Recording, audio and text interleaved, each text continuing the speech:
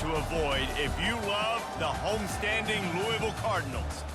We believe we've got a great one in store today, and when you've got a team that makes it into the top 25, now when you go on the road, that's when you prove you belong.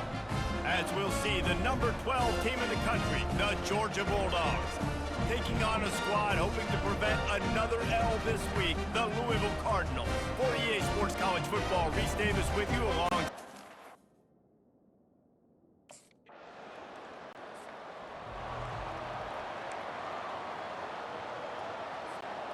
Looking for a productive play on first down.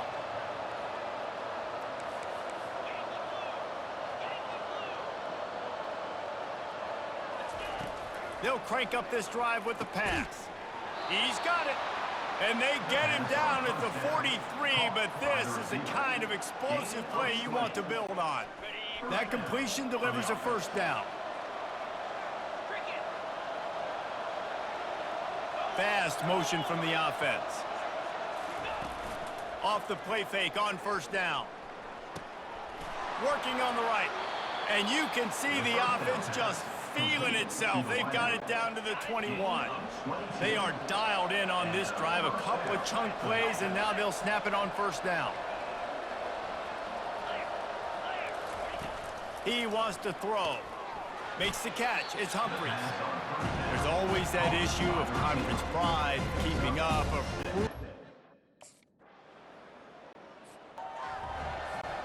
The offense lining up for a first down play.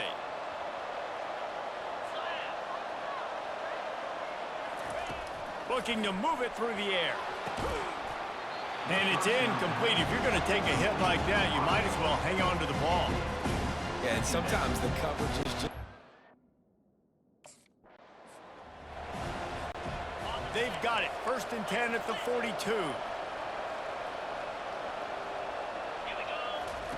He's looking to throw it. Going for it all. And he pulls it in inside the 15-yard line.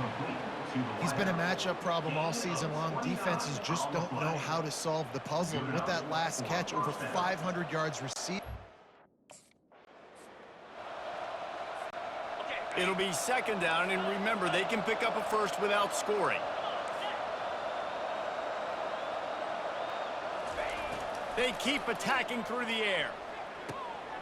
Makes the catch. And he goes out of bounds after coming up with positive yardage there. They'd love to pick up this third down and get a fresh set with first and goal. On third and short, they'll try to throw for it. And it's caught!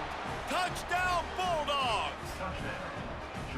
What a throw by the QB. You think about it, you don't have much space near the sideline, and he put that thing right on the outside of the sideline where his receiver could go make a play. Not only does he make the play, I'm pretty sure he got a foot in bounds, and that's a great touchdown catch. What a playmaker.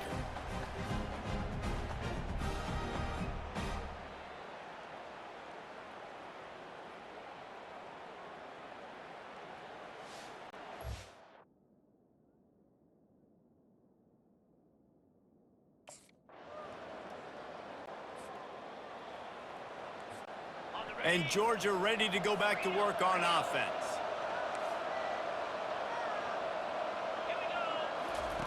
Trying to start the drive with a pass. Working that left side. And he's running in the open. Touchdown, Dogs! And once he got away from the D, they had no shot at catching it. No step back.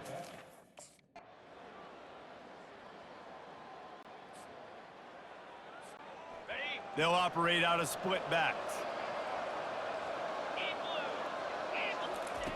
He's looking for a man on second down. He let the thing fly quickly, but he couldn't make the connection. A third and long coming up here. Looking downfield, and he needs a bunch. And that'll be incomplete. They certainly weren't afraid to take a shot there, and now it's fourth down. And sometimes...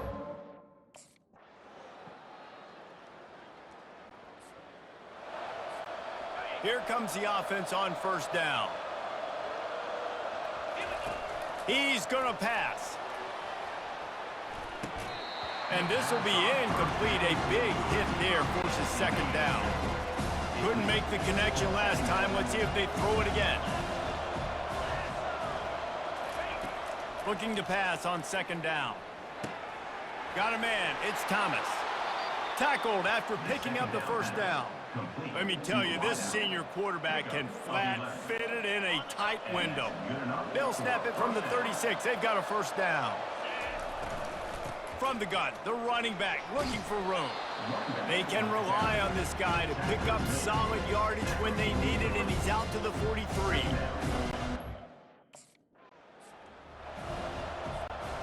Georgia going back to work with another first down.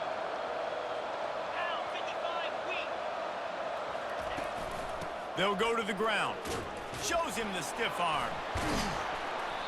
And it is a good idea to gang tackle. First guy couldn't get him. Second guy finally did. Well, it's an electrifying run. You think about the tradition at the running back position for the Bulldogs. Herschel Walker and his Heisman Trophy. No Sean Marino. And how about this? Todd Gurley, Nick Chubb, and Sony Michel all there at the same time. I bet this guy could have gotten into that rotation, though, because he's got those types of skills.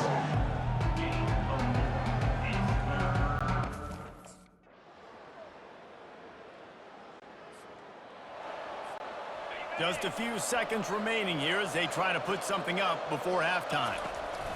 Power football with the run. Running with power. And he found plenty of running room on that one before the defense was finally able to get him down. We've got a timeout in the waning seconds of the half. Maybe a chance to get off a couple more plays. Just enough time for one final play of the half. He'll come out throwing on first down. He'll loft one deep down the left side. Incomplete. They took a shot to wrap up the half and came up empty. That's the end of the second quarter. That means it's time to join Kevin in our halftime update. Thanks, fellas. The end of a fascinating first two quarters of football in Louisville. Toughest job inside that stadium right now might just be the scoreboard operator after all those first downs and touchdowns. Big plays have defined this one, thanks to two of the best receiving corps in all of college football. Let's see if these defenses can adjust and make the necessary chess moves. With that said, let's send it back to the guys at L&N Federal Credit Union Stadium.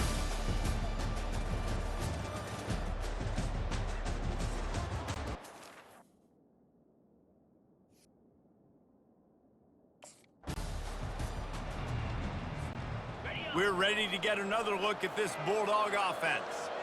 They had this lead to start the third quarter because of the passing game. Didn't get a lot done on the ground. They did, but the quarterback is in a rhythm. That was obvious in the first half. And so this first drive, you want to continue that. You want to see good decision-making.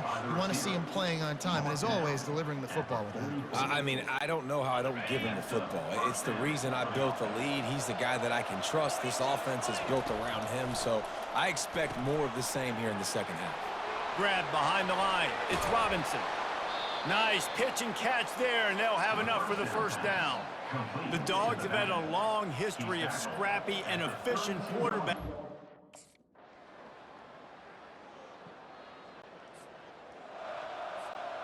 So we'll see this offense make its way out to start the drive. Off the play fake on first down, wants to throw. Incomplete, and very lucky that one wasn't picked off. Man, could they have used that? It'll be second down.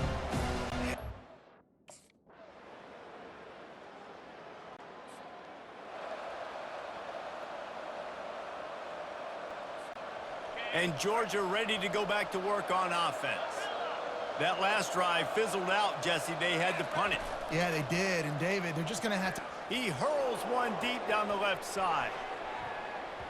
And they can't make the connection, going for a big play on first down. Nice job in coverage there. Offense. They've made third down offense a key. It'll be tested on third and long from the 28. From the gun, wants to pass. He's got an open man. Running toward the tape.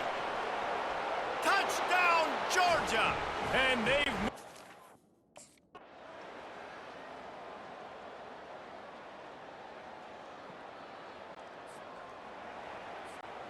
Well, this is just the type of field position this offense wants.